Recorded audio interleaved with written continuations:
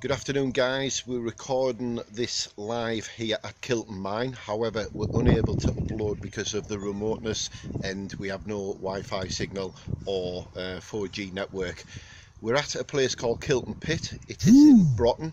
It's one of the last of the mines which was closed in this location. I'm here with Shane from GSI West Yorkshire and myself, Neil Cook, the medium from GSI. My partner Vicky's here as well, GSI North East. We've just come here to get a feel of the place. It's been lying dormant for some time now. It was closed around 1983. It was last used. It brought the last of the iron ore out in 1963, if I remember rightly, and Shane's up here in the northeast of England with our good selves just to have a look around some of these locations which we spend many an afternoon here just getting to feel of the residual energy regarding paranormal around this place. I'm just gonna we're mic'd up, so we have to walk in tandem, but I'm just going to try and give you the backdrop of this place. It's quite brilliant, the sun here, so we'll have to be careful to keep out the sun. In our backdrop now is part of the wheelhouse. In that hole up there would have been a huge lintel which would have went across to this side, and I'm just going to rotate round. There goes the sun, and the rest of the lintel would have went into that hole there. We're actually stood on a concrete plinth, and this plinth is the shaft A, which is being capped off with concrete. The foundations and the footprint of this location is still quite here. It's quite obvious as you walk around this place, but yeah, it's a good feel here. You can still feel the residual energy which was once here, working location.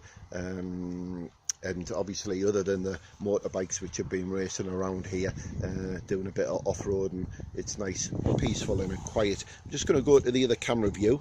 We're on the outskirts of North Yorkshire Moor. If I can just rotate that. I think that's taking an actual still. Yes, it is. No, it's not giving me the option to rotate that because I'm on record. Anything to say, Shane? No, it's quite strange, really, isn't it? It's just really quiet. Hopefully you can hear it okay. We've got the new mics actually on here, so it just makes it a lot easier, especially when we're live streaming. The wind shouldn't be picked up as much, so yeah, should be a big improvement in audio quality. It's weird, really, isn't it? It's a shame. Everything like this is closed down now. Yeah, really. Yeah. The lease on the mining industry in this area, excuse my hand while I just swap hands, the lease on this mining area was given to the companies Balcone, Vaughan and Dorman and Long, and it had a 99-year lease. So from start to finish, I think the mining era started in the early 1800s and then finished in the early 1900s. The Cleveland ironstone mines on S Knolls finished in 1936 and it was finally closed in 1956. Some of the mines in this area, which all mined the iron ore, which was Teesside is famous for, the British steel. A lot of the steel was shipped out around the world. Sydney Harbour Bridge and places like that were built out of it. Excuse me, I've got an insect in my eye. There's one for the bloopers. If we can just turn around and show this backdrop here, let's see if I can get it. You'll have to forgive the sun, but there's actually a tramway just here which would have went underground, and some of the pulleys which were attached to this wheelhouse would have pulled things in and out of this. It was an incline. Where we're actually stood, it's called shaft A, and if we can turn around and walk over to shaft B, I'm just going to pause it and restart and then we'll show you shaft B.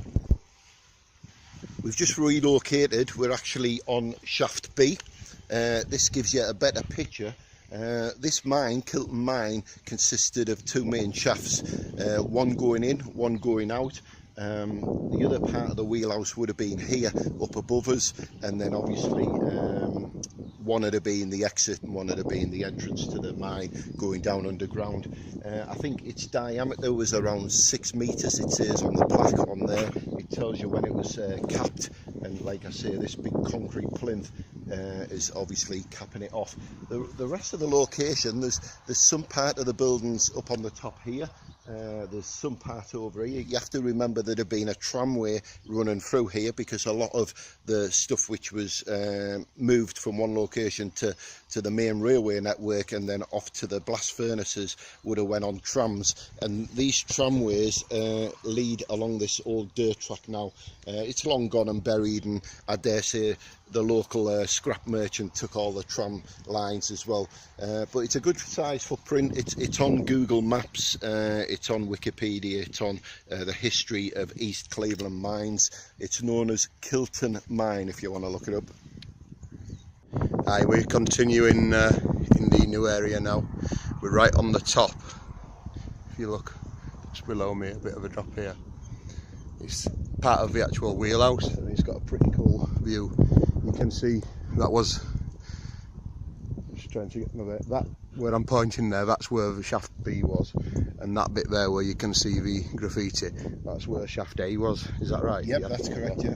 So tonight we're going to be going live, hopefully, if signal permissible, if in Walton Castle. Walton Castle, it's in Swainby.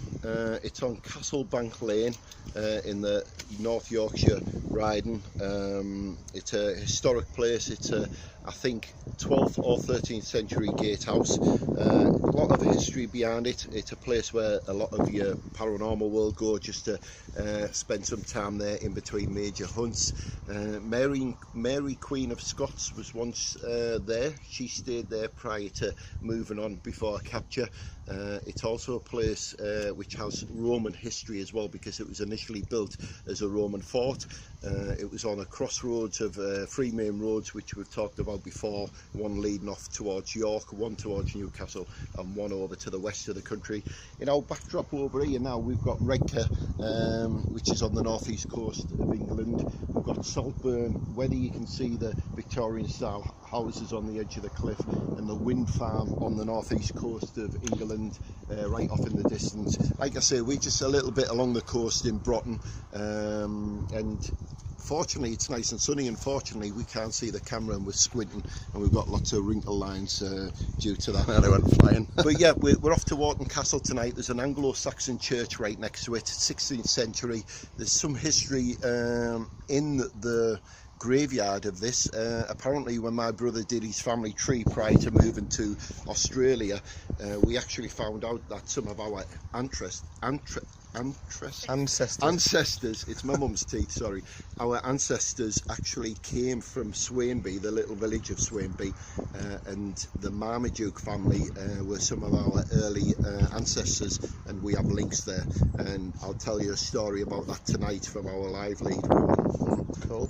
Yep. What would you say? There's this one. We went to the Skinning Grove one, which was the Ironstone mine, probably about 3 or 4 weeks back. I remember there's another one in the local area. What would you say, was there quite a lot of deaths and things like that here? Yeah, this area of East Cleveland had a major outcrop of iron ore which was under soil. A lot of it was quarried from the surface and the rest was quarried from underground.